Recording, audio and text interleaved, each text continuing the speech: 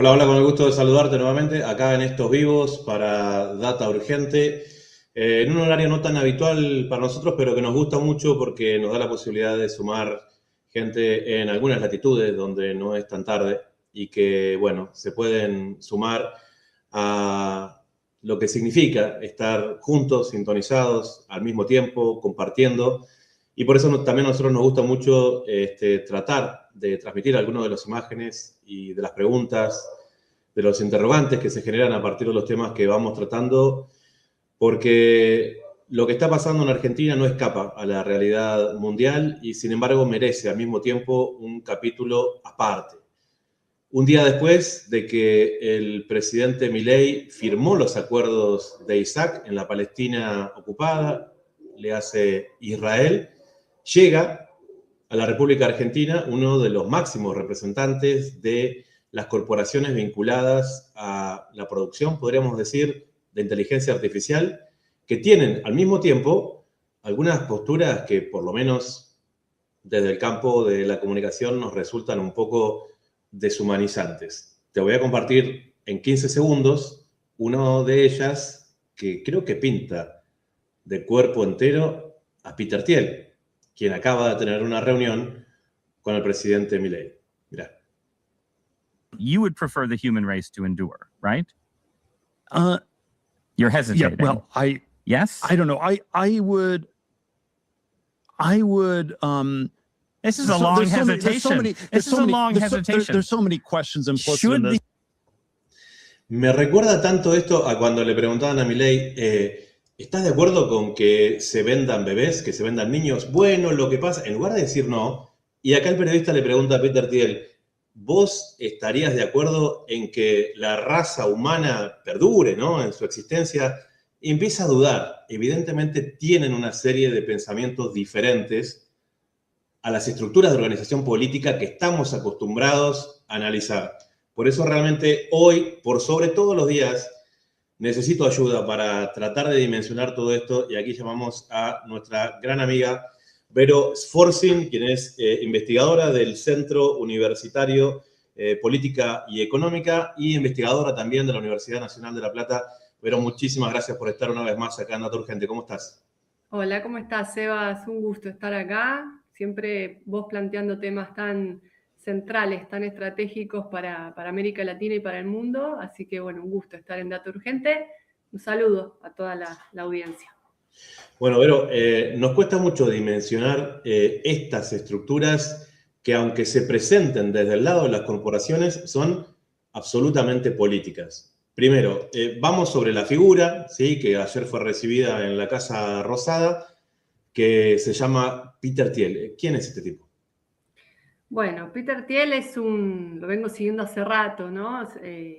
Para los que estudiamos un poco la historia de Silicon Valley, es uno de los personajes claves y empezó ya a fines de los 90 a ser un protagonista del Silicon Valley, siendo un financista. Primero él desarrolla PayPal, que es como una chequera electrónica.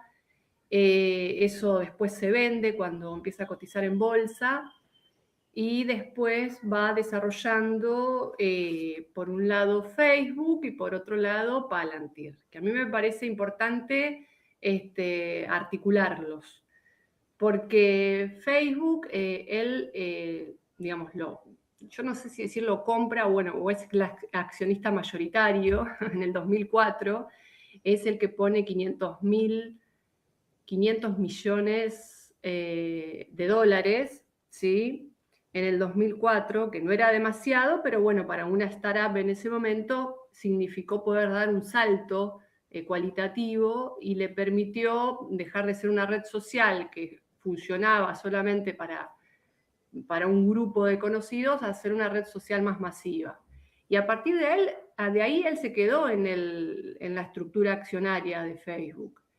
Y Facebook nace el 4 de febrero del 2004, 4 de febrero del 2004, el mismo día que el Pentágono da de baja a uno de sus programas, Lifelong, Vida Eterna, Vida Larga, que era un programa del Pentágono que lo que hacía era recopilar información. Y uno podría sostener que esto se da de baja porque los demócratas empiezan a pedir que el Pentágono abra los archivos, utilizando algunas leyes leyes que estaban un poco más en boga en ese momento del tema de la libertad de prensa y demás. Y uno podría decir que ahí empieza todo un proceso de terciarización por parte del Pentágono y de la CIA de ciertos servicios que antes los hacían ellos directamente. Entonces empieza Inketel, que es uno de los fondos financieros de la CIA, también a financiar startups, y empiezan a aparecer una estructura dentro de California, de Palo Alto, una estructura de startup muy en relación al Departamento de Estado de Estados Unidos, a la Agencia de Seguridad Nacional, a toda esa estructura de servicios y militares estadounidenses. Entonces, hay algunos autores que dicen, bueno, ahora podemos ver cómo la tecnología de Estados Unidos, de Silicon Valley, se está alineando a la geopolítica de Estados Unidos. Bueno, desde mi perspectiva, siempre el Silicon Valley estuvo alineada a la geopolítica estadounidense.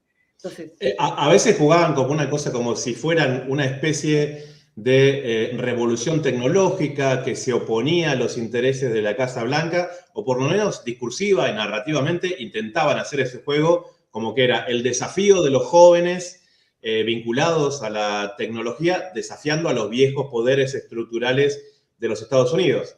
Pero sí, en realidad, por lo que vos nos decís, son parte de una misma cosa.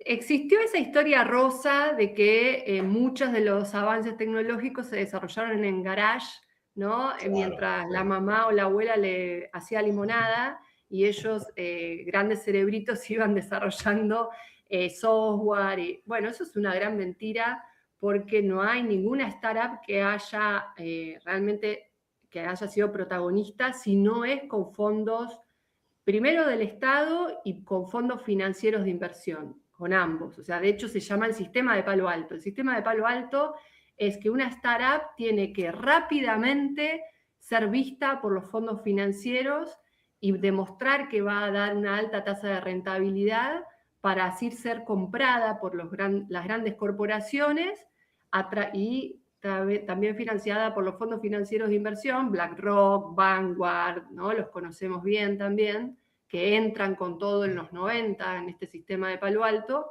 Y si no es por ellos, es por Inketel, por ejemplo, un fondo financiero de la CIA. Siempre estuvieron ligados a la geopolítica estadounidense, porque incluso también BlackRock, Vanguard, todos los fondos que son internacionales, también sabemos que son parte del Deep State, ¿no? Del Estado profundo norteamericano. O sea, Estados Unidos no separa lo público de lo privado como lo entendemos nosotros.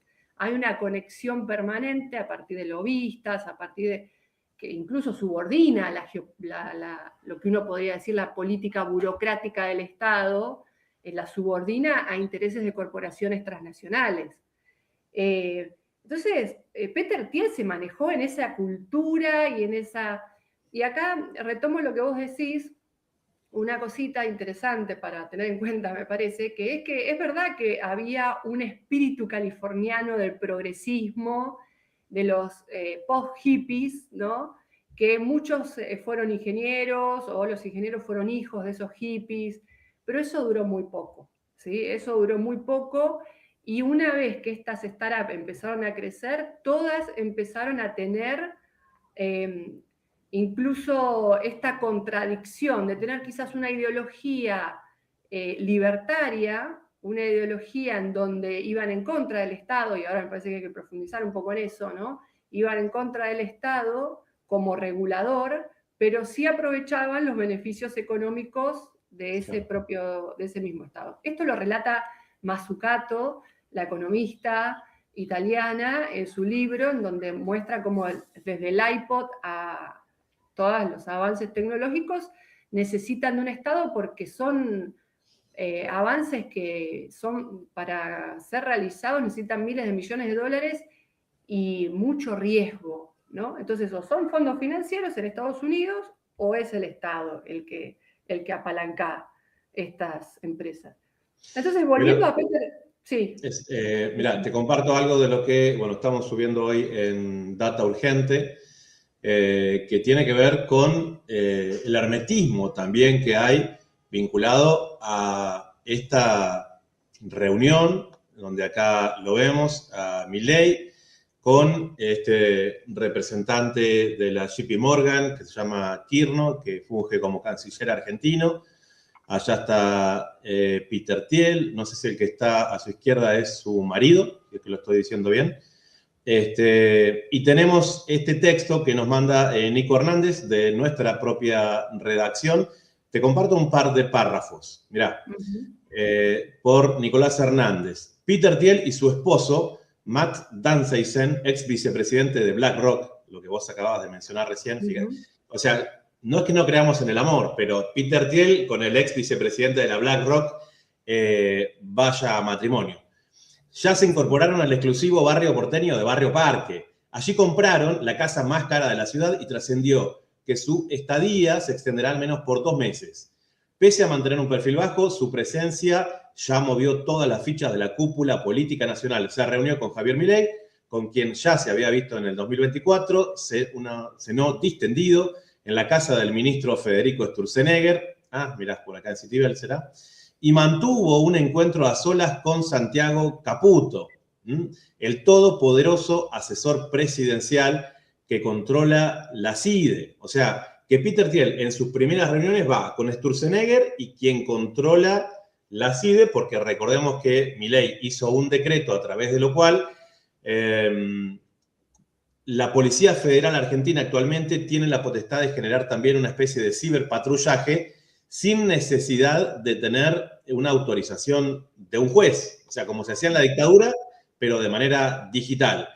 Y el armado digital del gobierno. Al mismo tiempo, Milei ordenó echar a la prensa de la Casa Rosada el día que recibió el magnate. O sea, la secuencia de 48 horas es Milei en Israel, ahora lo vamos a mostrar, diciendo, bueno, un nuevo vuelo directo, o el primer vuelo directo entre la Palestina ocupada y Buenos Aires, y después diciendo, y la Argentina se va a construir el nuevo gran hub internacional de la inteligencia artificial. Una vez que firma los acuerdos de Isaac, a las 24 horas ya llega este tipo acá y se reúne con los servicios de inteligencia de la República Argentina.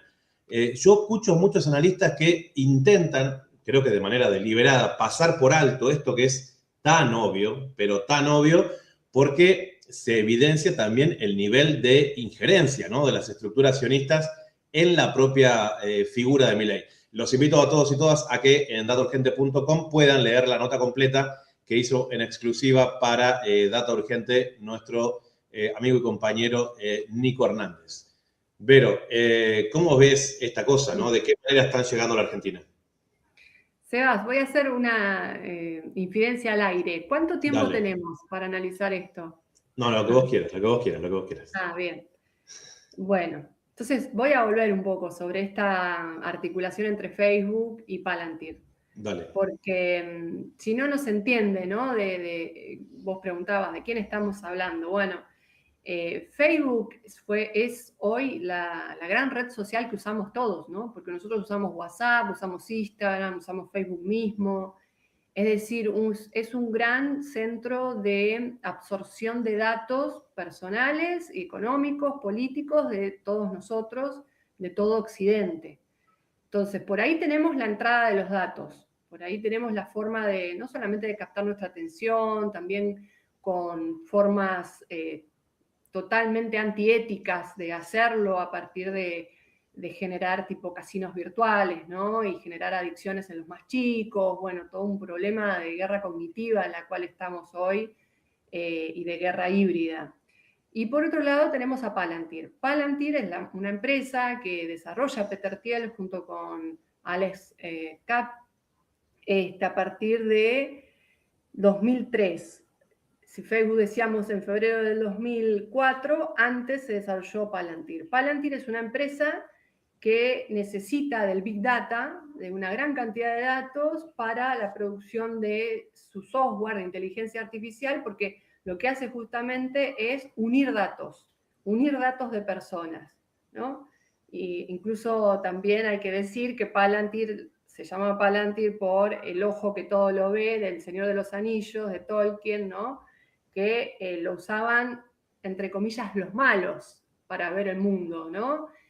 También es un posicionamiento que reivindica un poco esa forma pragmática que en esas novelas tienen los malos de hacer la política por sobre las ideas de la democracia, por sobre las ideas de la igualdad, por sobre las ideas de la justicia social, por supuesto, ¿no?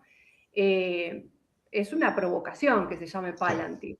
Claro. Y Palantir justamente... Pero a la vez también como que nos lo quieren refregar por la cara. Esa es la sensación que me da con estas cosas. Ellos militan, ahora iba a ir, ¿no? Ellos militan su ideología. Ellos tienen una ideología. Todo este sector de Elon Musk, Peter Thiel, Alex Kapp, tienen una ideología no solamente libertaria o tecnolibertaria, sino es el movimiento neorreaccionario dentro del Silicon Valley. Eso se llaman así, movimiento neorreaccionario. Y tras bambalinas, algunos hablan de esta concepción de la ilustración oscura de Nick Land, ¿no? Y de Curtis Yarvin, dos autores muy conocidos. Yarvin escribió un libro acerca de la ilustración oscura, y es una forma de ver el mundo. Primero, creen en la eugenesia. Yo no sé cómo se relacionará eso con los intereses sionistas, ¿no? Pero bueno, los negocios parece que pueden todo. Pero creen en la eugenesia, es decir, en el mejoramiento de la raza a partir de la tecnología. Ahora es a partir de la tecnología, no solamente a partir de la genética y del mantenimiento de una raza pura, sino es a través de la tecnología. Es decir, hay proyectos transhumanistas que ellos proponen para un mejoramiento genético. Esa es la ideología de estos personajes. En el manifiesto que lanza Palantir hace unos días, el 18 de abril, es un manifiesto que en realidad son algunos puntos del libro de Alex Kapp, que es hoy el CEO de Palantir. Peter Thiel es el presidente y Alex Kapp es el CEO. Que también es un personaje cuando da conferencias diciendo cosas muy polémicas, muy parecido a Milei también en ese histrionismo, ¿no? Que dice todo descarnadamente. Pero bueno, ese libro hay que leerlo. El libro de él se llama República Tecnológica, algo del poder duro, ¿no? Y justamente lo que plantean también es una ideología, es que el Estado no sirve más. Es que la democracia ya no garantiza las libertades. De hecho, lo dice Peter Thiel en el 2009, si no me equivoco, que ya la libertad y la democracia no pueden ir de la mano. Por lo tanto, es un Estado tecnocrático corporativo el que tiene que desarrollarse y el que tiene que avanzar por sobre los Estados nacionales. Pero ellos proponen eso cuando tienen las estructuras tecnocráticas en su poder. Entonces dice, bueno, aquello no sirve más, lo que sirve es esto, y de casualidad, bueno, somos nosotros los que lo estamos manejando, y son grupos muy, muy pequeños. Sí, totalmente. Por eso se habla de feudalismo digital muchas veces, ¿no?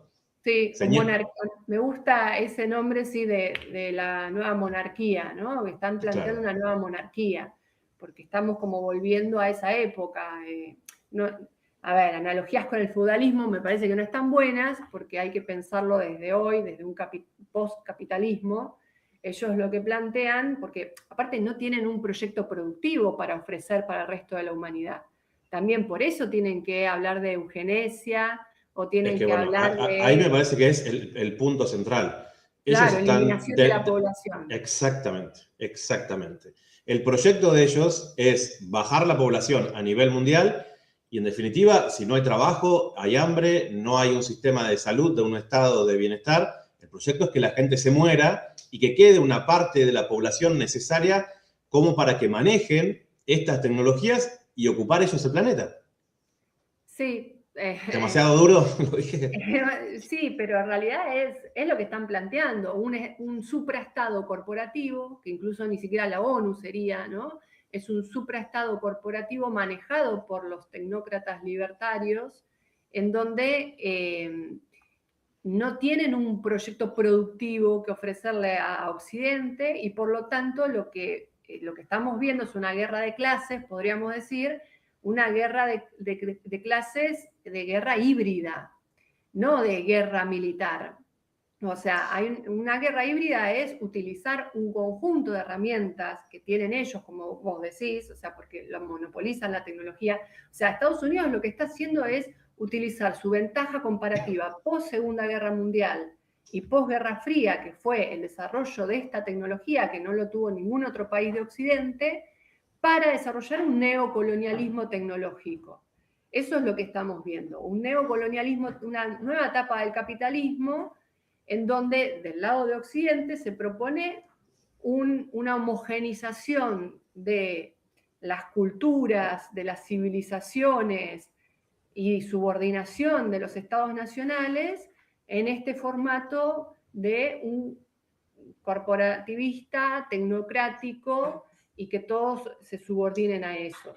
Pero ahí vos mencionaste una cosa que es el transhumanismo, ¿sí? ¿Qué significa el transhumanismo y qué haría falta para que esto se le diera, no sé, tal vez en algún momento, un marco legal? Y el transhumanismo se está desarrollando de hecho. Ellos lo que proponen es un ser humano mejorado a partir de la tecnología, no solamente aumentado a partir de la realidad virtual, sino mejorado en términos genéticos. También creo que hay que decir que toda esta gente tiene mucho miedo a morir y por lo tanto, me voy a la psicología, ¿no? Yo que estoy en la facu de psicología, que estamos trabajando estos temas. Pero indispensable también para entenderlo eso, la psicología. Sí, porque son sociópatas, ¿no? Claro. Ese miedo no resuelto a morir, ellos lo transmiten a todos sus proyectos tecnológicos. De hecho, en paralelo, casi todas las corporaciones tienen proyectos que tratan de alargar la vida de alguna u otra manera, sea con software, hay distintos prototipos, ¿no? Guardar la memoria en una gran memoria digital y demás, sin corporalidad. Entonces, están pensando en distintas formas de alargar la vida o de eternizarse, cuando, bueno, a todos nos llega en algún momento la muerte, pero si no la podemos procesar, la forma, digamos, también justamente de posicionarse en términos sociales es una forma de sociopatía que lo que hace es justamente creerse inmortales, ¿no? Lo vemos en Elon Musk, lo vemos en Peter Thiel, no aceptar sus propios límites. Pero al mismo tiempo, el transhumanismo. Perdón, con el tema del transhumanismo, también ellos ven la posibilidad de crear lo que le dicen en realidad como superhumanos, pero que al mismo tiempo le quita la condición humana en tanto derechos que le corresponden a un ser humano. Entonces pueden hacer alguna especie de modificación a nivel genético y que digan, bueno, este no es 100% humano, entonces no merece los derechos básicos que cualquier persona tiene en el momento que nace, entonces tal vez no merece un sueldo. A la noche puede dormir en una caja metido porque está preparado para eso. Y me parece que puede esto generar una nueva visión sobre lo que hasta este momento habíamos conocido como lucha de clases en la invención de un nuevo tipo de esclavo. Sí, es una forma, creo que pueden pasar dos grandes situaciones. Por un lado, tener un grupo de élite que se va mejorando a partir de aplicaciones tecnológicas. Eso es para muy pocos que usan la tecnología de punta para mejorarse tanto genéticamente o en términos de fuerza o en términos...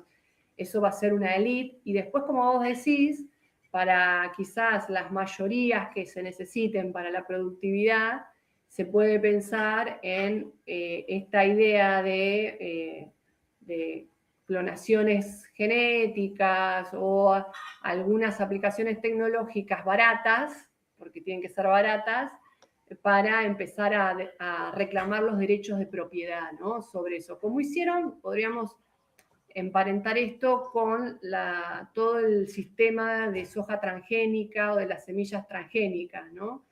Pero, me parece mirá, que esto está en ese marco. Hace poco tiempo, hace 4 años nada más, un tipo que se llama Javier Milei, en campaña presidencial, ya era parte de las estructuras como vocero de estos proyectos y ya hablaba dándole una connotación positiva a este concepto del transhumanismo que vos estás mencionando. Fíjense qué interesante también el cambio en algunos aspectos de quién es hoy el presidente de la República en un video que tiene solamente 3 años. Mirá. Minarquista, entonces, en el corto plazo... Estático. Seguridad y justicia. Seguridad y justicia. En un periodo de transición hasta que directamente no exista el Estado. Exacto. Bueno, fíjate que ya hay algunas pruebas con robots administrando justicia.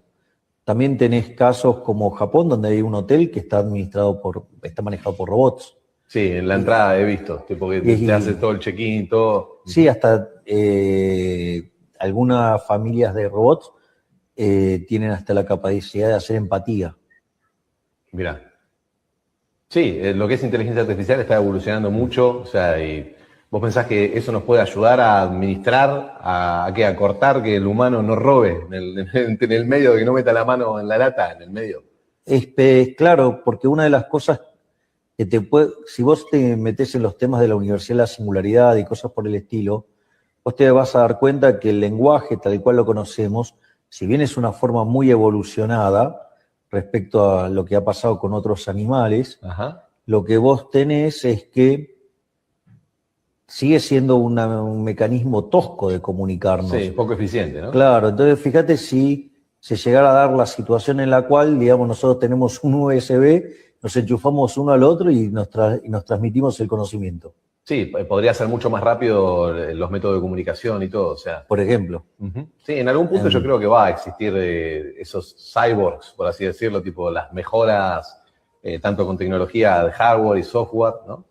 Mejoras en los humanos, y eso puede llegar a mejorar. Claro, bueno, digamos, el hecho también pasa a tener lo que es, digamos, una próxima etapa en todos aquellos que quieren aplicarse mejoras y que se llaman transhumanos, ¿no? Y eso, digo, lo que va a hacer es multiplicar por miles de veces tu inteligencia. Bien, ¿y confiarías igual en un humano que está potenciado por la tecnología? Muchísimo más. Bueno, fíjense, todo esto que nos están presentando ahora ya era parte del proyecto Milei desde su propia campaña. ¿Qué candidato que estaba en campañas a la presidencia hablaba de que nos quieren poner un chip en la punta del dedo USB para que hables con otra persona?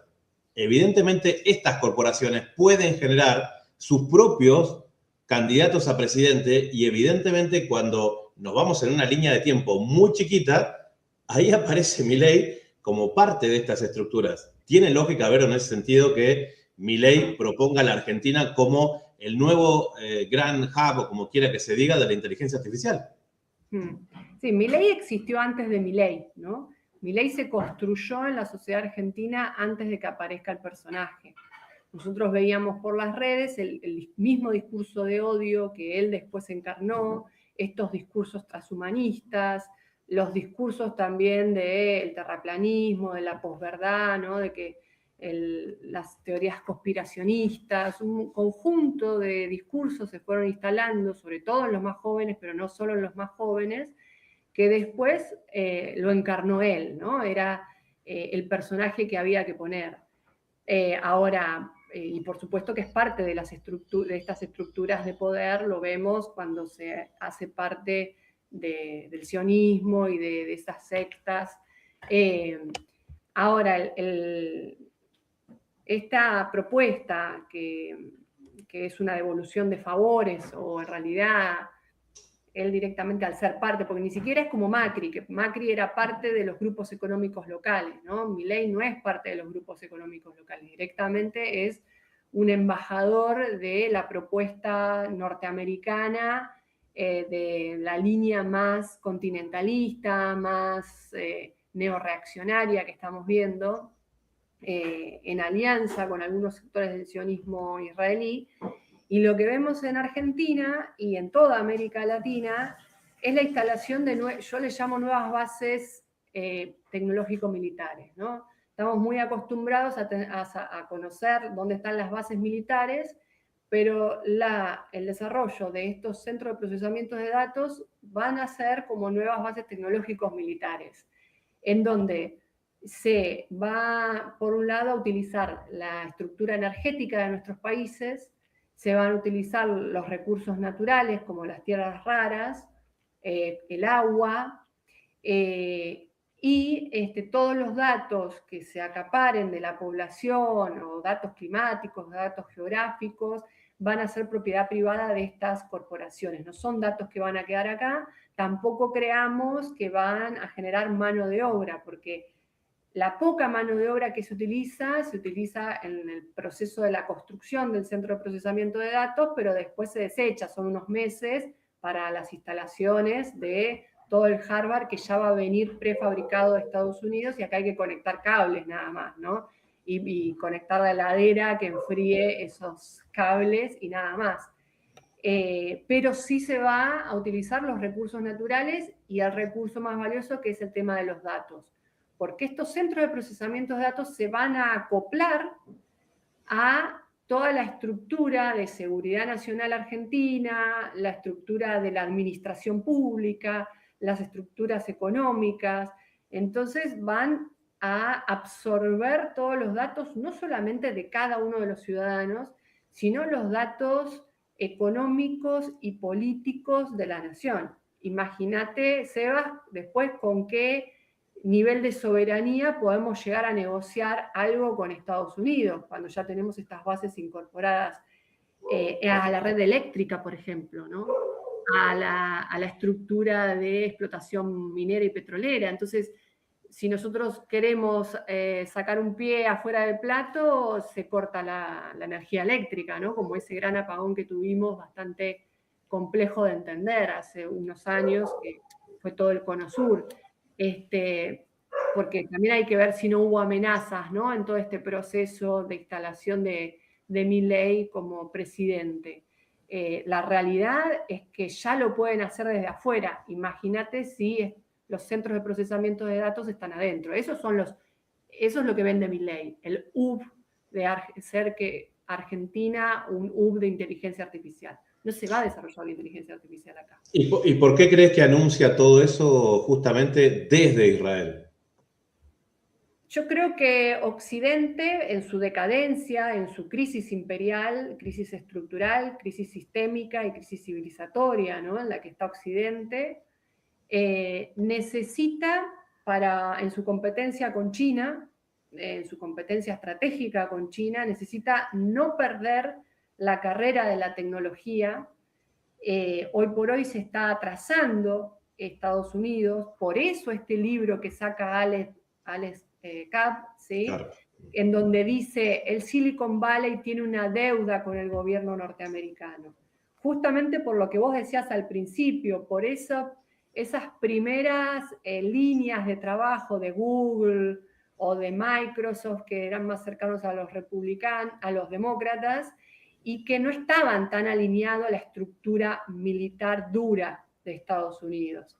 Entonces, lo que le está diciendo Peter Thiel y Alex Karp es, ahora el Silicon Valley tiene que alinearse 100% a las necesidades de un Occidente en crisis y de un Occidente que próximamente va a estar en guerra con China y que ya está perdiendo la guerra tecnológica. También en ese libro dice, los chinos, porque no le ponen los nombres, pero son los chinos, no se van a parar a pensar si tienen o no que desarrollar la inteligencia artificial en relación a sus desarrollos militares. Lo van a hacer los chinos, los rusos, o ya lo están haciendo. Y nosotros tenemos ciertas empresas que piensan más en sus intereses corporativos económicos que en los intereses geopolíticos militares de Estados Unidos. Entonces, ahí tenemos una necesidad imperiosa del alineamiento de todas las estructuras de startup que lo vemos en Palantir, en Anduil, que es una nueva startup bastante nueva, que directamente se acopló al Pentágono.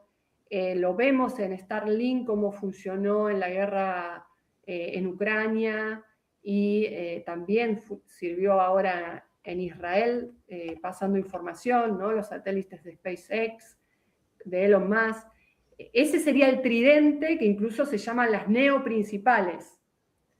Starlink por un lado, SpaceX, Palantir y Anduril. Anduril, uno de los financistas, es Peter Thiel también.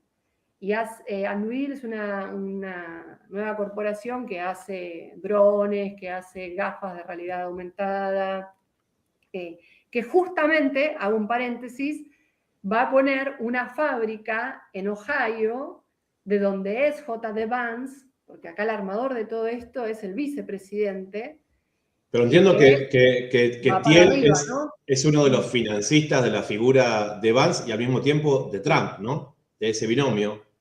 Que está en el 2022 financió a Vance para ser senador de Ohio y a otro republicano también para senador en el 2022, y en el 2024 Peter Thiel financia fuertemente a Donald Trump. De hecho, se va de la mesa accionaria de Facebook en el 2022, o sea, integró la mesa accionaria de Facebook desde que se creó en el 2004 hasta el 2022. En el 2022 él se va para dedicarse a la política, muy parecido al proceso de Elon Musk, ¿no? Se corre un poco de lo corporativo para dedicarse a la política, y los dos de lleno financiando la campaña de Donald Trump. Pero alguna de las cosas que vos venías adelantando en uno de tus libros, Ética, Poder y Tecnologías, Redes Sociales e Inteligencia Artificial desde el sur global. Hay mucha gente preguntando que no te conocían, ¿dónde pueden conseguir estos materiales tuyos? Bueno, este libro está en la editorial Sikus, una editorial muy compañera. Siempre recomiendo tratar de comprarlo. Se puede comprar tanto de manera en papel como también virtual. Así que entren a la página de Sikus y ahí va a estar el libro. Después hay otro libro de Acercándonos Ediciones, también entren a la página, que se llama Geopolítica de las Tecnologías. Y si no, en mi YouTube también hay muchas charlas y hay mucho material. Pero, ¿qué pasa con la oposición política en la República Argentina, que no vemos a los líderes opositores a Milei dimensionando estos temas?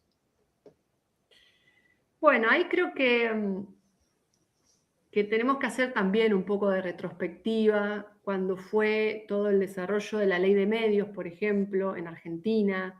Fue todo un proceso muy masivo de hacer foros regionales en todo el país, y se desarrolló, por ejemplo, la Coalición por una Comunicación Democrática, muchos espacios que nucleaban a las organizaciones sociales, y se desarrollaron los 21 puntos de la ley de medios, y ni más ni menos que uno de cercanos en ese momento al PRO, cuando fue a uno de los foros, dijo que esta ley ya había nacido vieja, ¿no? No me acuerdo el nombre de este político, pero la verdad es que tenía razón, en el sentido que era una ley totalmente pensada para un mundo analógico, ¿no?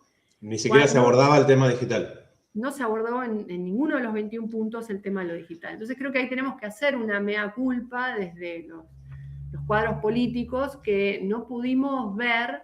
Estaba muy oculto también todo este desarrollo del capitalismo de la vigilancia, estaba muy oculto hacia todo el resto de Occidente, pero bueno, no pudimos ver este desarrollo de lo digital, que ya en América Latina se desarrolla con los smartphones a partir del 2000, 2005, en donde ya había un extractivismo de datos y una nueva estructura, aparte con el cableado de fibra óptica, en donde el sur quedaba subordinado al norte de otra manera, ¿no? Si uno ve el mapa de los cables de fibra óptica, bueno, se puede hacer todo un ensayo de geopolítica, ¿no? Porque vemos cómo está el sur chupado por el norte y no tenemos cables de fibra óptica del sur al sur. Aparte que todos los cables son de estas corporaciones, de Facebook, o las corporaciones de las telcos estadounidenses. Entonces, ahí tenemos desde el campo nacional y popular, no solamente hablo de los cuadros de los partidos políticos más referentes, creo que tenemos un problema a la hora de analizar el nuevo momento del capitalismo, este capitalismo tecnológico que tiene muchos nombres, el capitalismo de la vigilancia, el neofeudalismo tecnológico, yo le llamo capitalismo financiero especulativo tecnológico, ¿no? Tiene muchos nombres, pero de lo que estamos hablando todos es de una nueva etapa del capitalismo en donde el que maneje la inteligencia artificial, y esto lo dijo Henry Kissinger ya hace varios años, va a ser el que maneje los tiempos y el futuro de la humanidad, y cómo se va desarrollando incluso el devenir de las próximas décadas. No la vimos venir, China sí la vio, por supuesto, China, y después yo creo que ahí ya se lo transmite a toda la zona de Oriente, a través del ASEAN, y Rusia también rápidamente se acopla a la estrategia de los BRICS, ¿no? A partir de los BRICS, en donde ven cómo la tecnología tiene que ver con soberanía y tiene que ver con la capacidad del Estado de seguir teniendo el control de los procesos productivos. En Occidente no lo vimos, y en América Latina no lo vimos, hubo mucho lobista también, mucho lobby norteamericano para tapar o para vender las bondades de la tecnología. Acá todos creíamos que la tecnología es algo neutro, todavía yo en muchos lugares tengo que discutir que la tecnología no es un canal neutro de comunicación. Y lo he tenido que discutir con compañeros, ¿no? Porque si no el debate es, bueno, pago en Facebook una publicidad mejor para yo ser un candidato más visible. Y no, Facebook va a jugar para sus candidatos porque es una cuestión geopolítica, no de dinero. Imagínate que no les hace falta. O sea, hay militantes políticos en Argentina que todavía no entienden que la tecnología es una herramienta política. Muchos.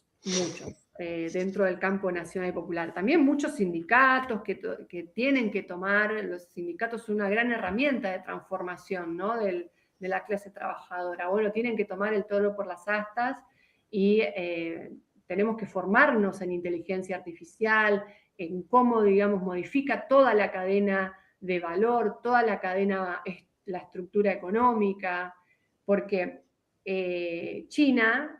A ver, la inteligencia artificial vino para quedarse. El problema que tenemos en Occidente es que está monopolizada por unas pocas corporaciones y que están haciendo de esto un neocolonialismo tecnológico. Pero China, su desarrollo de la tecnología se desarrolla desde el gobierno. El gobierno marca los tiempos para que no haya desocupación, para formar rápidamente a una mano de obra y reacomodarla a nuevos trabajos. Entonces, los tiempos en donde se va desarrollando la tecnología y el modo que se va desarrollando en toda China, tiene que ver con una planificación política estatal.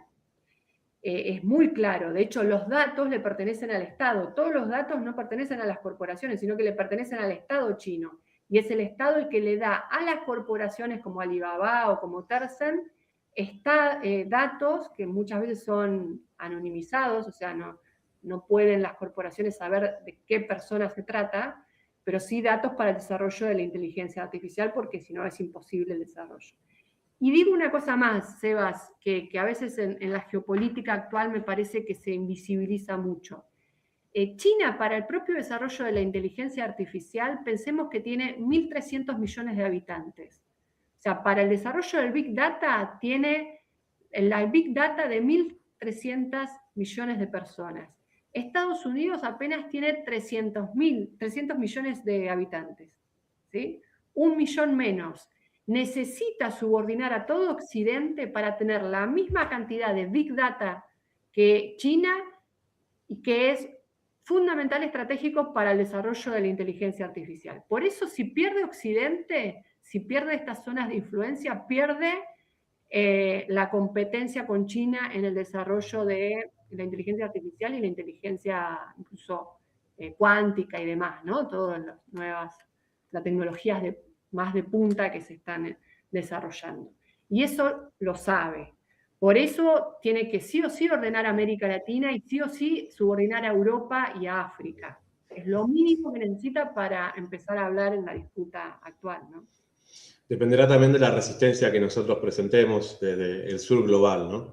Vero Sforzi, agradecerte muchísimo por haber estado con nosotros. Sin duda nos ayudás a dimensionar esto que está pasando y que con la visita de Peter Thiel se expone de una manera que genera interés y no queríamos desaprovechar esta oportunidad.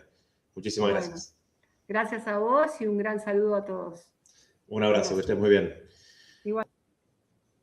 Bueno, pasa Vero Sforzi por acá, una de las grandes investigadoras que de alguna manera adelantó, ¿sí?, estos tiempos en los que estamos viviendo y que nosotros desde esta suma de elementos vinculados a la geopolítica queremos compartir con vos para que puedas tomar tus propias decisiones vinculadas a esta situación.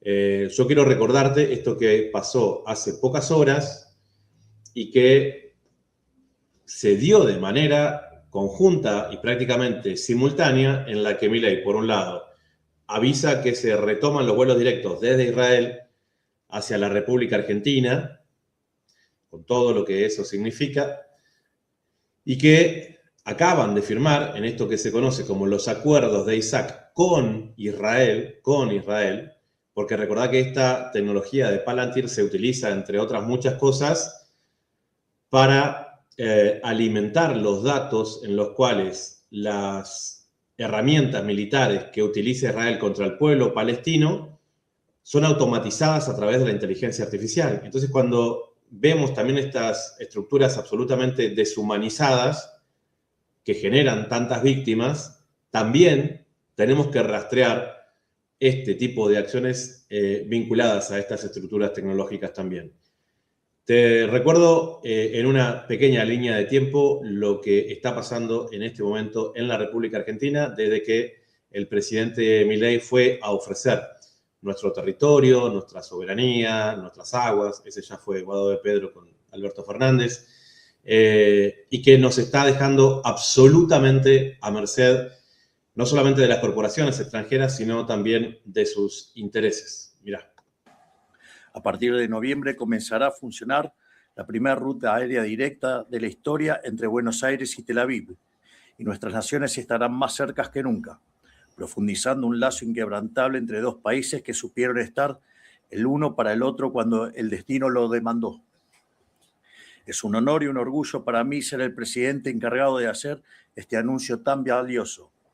Este vuelo es la representación física de una unión moral, espiritual y política que Argentina comparte con Israel. Pero la unión que estamos construyendo no se detiene ahí.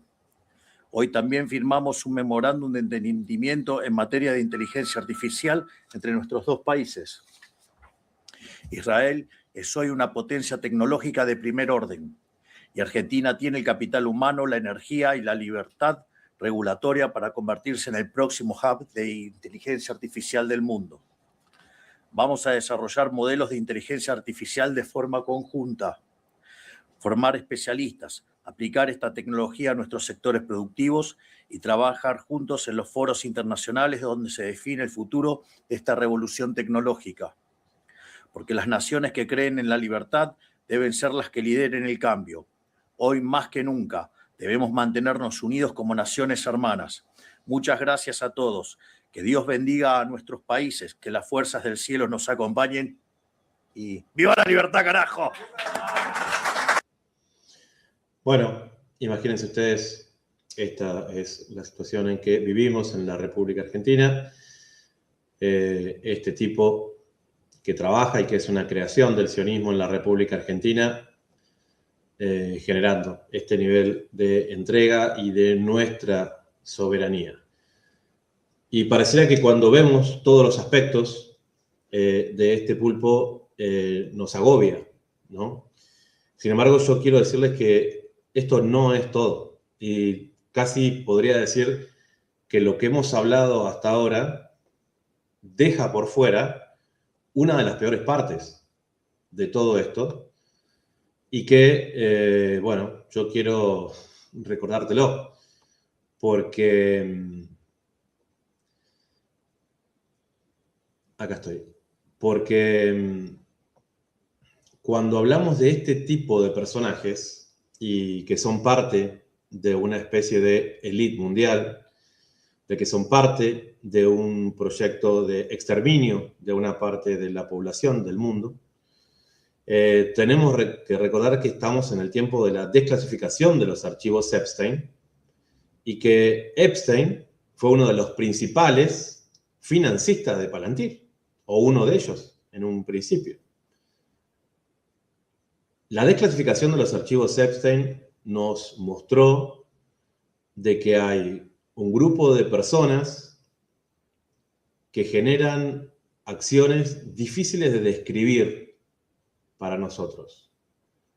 No solamente vinculados al trato de personas, al abuso, utilizando esas redes de abuso de menores para chantajear a personalidades políticas, sino que son parte de una estructura satánica que sacrifican, vamos a utilizar esa palabra, a niños y niñas en pos de unos rituales vinculados a ellos mismos. Yo quiero mostrarte en un minuto el informe de los colegas de TRT, ¿sí?, en español, que evidencia parte de esta situación. Entonces, cuando estos tipos tienen la puerta de entrada abierta, incluso en la Casa Rosada, el presidente Milei saca a todos los colegas de prensa que están ahí, compadezco a los colegas de prensa que están todo el día en la Casa Rosada, y evidentemente manejan con un sigilo absoluto este tipo de cuestiones, es porque son parte de las estructuras que conocemos también como el crimen organizado, ¿sí? Entonces, si vos te sentís vulnerado por todo esto, imagínate lo que pueden llegar a sufrir nuestras infancias en un presente y en un futuro cercano. Mirá. Peter Thiel y Jeffrey Epstein, dos multimillonarios estadounidenses, uno moldeando la tecnología global, el otro cultivando redes de élite mediante influencia, acceso, escándalos. Las agendas de Epstein muestran varias reuniones con Thiel. Además, el primero mencionó en repetidas ocasiones a Palantir Technologies ante el ex primer ministro israelí Ehud Barak. However, he has a company called Palantir. So he thought that Peter would put you on the board of Palantir. Peter Thiel is one of the best. Incluso años después de la condena de Epstein en 2008 por delitos sexuales, agendaron cenas y organizaron reuniones, en ocasiones con otras figuras de alto perfil. Tras esos encuentros, Jeffrey Epstein invirtió alrededor de $40 millones en fondos de capital de riesgo cofundados por Peter Thiel. Más tarde, Thiel fundó Palantir, cuya tecnología y herramientas de vigilancia son utilizadas por agencias de inteligencia y por el ejército israelí en Cisjordania ocupada y en Gaza. En poco más de 2 décadas, Palantir pasó de ser una startup financiada por la CIA a convertirse en una potencia de datos valorada en miles de millones, integrada en gobiernos, fuerzas armadas y servicios públicos en todo el mundo. Hoy Palantir desempeña un papel cada vez mayor en el Estado británico, con contratos que abarcan el Sistema Nacional de Salud, el Ministerio de Defensa y los sistemas de gobiernos locales. A cambio, la empresa ha recibido cerca de 190 millones de libras en el Reino Unido, mientras que investigaciones independientes sugieren que el valor real de los acuerdos, pasados y actuales, podría superar los 670 millones de libras. Aunque las protestas por la influencia de Palantir aumentan en el Reino Unido, la compañía sigue siendo uno de los contratistas privados de datos más poderosos del sector público británico. Palantir se mueve en silencio, de la riqueza a la tecnología y de la tecnología al gobierno. Quien se beneficia de esta dinámica de poder sigue sin estar claro. Dejamos los créditos ahí. Este es un informe muy bueno de los colegas de TRT en español, el canal turco en español, que genera muy buenos reportajes.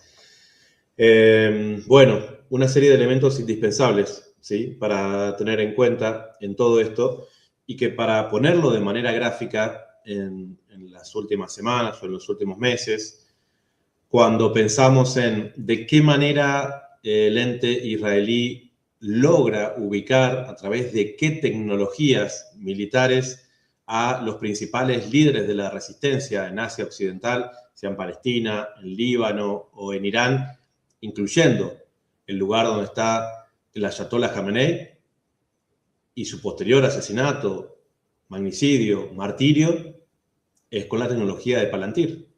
Ellos son una herramienta para desarrollar una especie de impunidad ante la eliminación física de personas.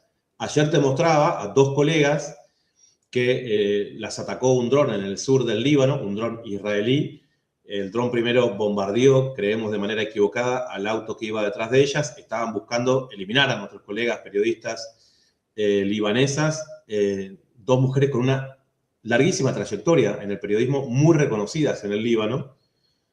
Y cuando ellas lograron encontrar un refugio dentro de una casa, al seguir emitiendo por sus teléfonos y pidiendo auxilio, era al mismo tiempo la herramienta que ellos tenían a disposición para saber en tiempo real de que seguían vivas y que estaban dentro de esa casa. Sus dispositivos eran la herramienta que les terminó identificando el lugar que a través de la empresa Palantir las asesinó, ¿sí? En esos términos. Así es que es importante que nosotros dimensionemos esta situación y busquemos los porqués. Esta necesidad de que Israel sea aquel país que, junto con Milei, le abre las puertas a estos sicarios tecnológicos que se enmascaran también detrás de una serie de estructuras que seducen algunos discursos neofascistas. Porque él, por ejemplo, Peter Thiel, en su condición de homosexual, que hablábamos de que tiene marido, dice, las minorías no tienen que ser un tema para los gobiernos, ¿sí? Es un tema absolutamente irrelevante. Y entonces no tienen derecho las gentes homosexuales a hacer una marcha, porque yo soy homosexual, dice él, y eso no es lo que rige mi vida, es simplemente parte de mi vida privada. Y esto a mucha gente le parece que tiene una connotación política de cierto interés, ¿sí? En las estructuras democráticas que ellos quieren desarrollar de una manera antagónica a lo que se conoce como un estado de bienestar. Entonces, estas corporaciones vienen a destruir, como dice Milei, desde adentro, ¿sí? A la propia concepción de los estados, en tanto y en cuanto las corporaciones los van tomando. Y lo que hacen, ellos le dicen, en inglés se llama land and expand. Ellos vienen y empiezan a operar. Ahora en la República Argentina, seguramente Caputito ya les da la CIDE para que ahí metan un software. Y desde ahí ellos se hacen indispensables. Y desde ahí cualquier cosa que ellos quieran generar pasa a través de las estructuras tecnológicas de Palantir. Y no es solamente que Israel y Estados Unidos manejan toda nuestra información. Es que después, si querés salir de ahí, tenés que volver a resetear una serie de estructuras en las cuales ya quedaste absolutamente desfasado. Es como esto que les hacen, Milei, decir, compramos los aviones F-16, una chatarra aérea de la década del 70, pero que sirve para entrenar a los pilotos argentinos, que por sí son muy buenos, en las tecnologías de la OTAN. Y después los pilotos nuestros pasan a ser útiles para las guerras que Estados Unidos, que Israel quieren llevar adelante. Por eso no es casual que el propio Milei diga, nosotros estamos dispuestos a apoyar al ente israelí en este conflicto que se está llevando adelante en Asia Occidental e intentar poner a Irán en el lugar del enemigo, aunque cada vez más gente se va dando cuenta de lo que todo eso significa. Quiero agradecerles muchísimo a los que nos han acompañado en esta tarde, en el que, bueno, en un horario nuevo, estamos buscando la posibilidad siempre de tener los mejores entrevistados, como nos pasó hoy con Vero Sforzi. Realmente una tremenda investigadora que sabe mucho de lo que está hablando. Recordarte que, además de esta plataforma, estamos buscando diversificar ante la tremenda censura que estamos teniendo con nuestros contenidos. Hemos hecho una serie de chequeos y nos han confirmado, ¿no?, que no solamente los algoritmos no nos acompañan por los temas que mencionamos, sino que hay una censura explícita por parte de las plataformas para que no crezcamos de manera deliberada. Entonces, lo menos que podemos hacer es empezar a abrir nuevas plataformas, y una de ellas se llama Odysee, ahí la puedes ver. Es una plataforma de video igual que esta que estamos hablando de YouTube, es ODYSIE, ¿sí? Es donde no hay ningún tipo de censura, pero bueno, no tiene la masividad que esta. Sin embargo, ahí podés ver todos los contenidos que nosotros generamos prácticamente en espejo con Data Urgente e incluso algunos más también. Así que si no la conoces, que conozcas la plataforma de Odyssey, donde estamos empezando a subir contenidos de Data Urgente. Así es que, bueno, seguramente nos volveremos a encontrar en las próximas horas. Hay muchísimos temas para compartir.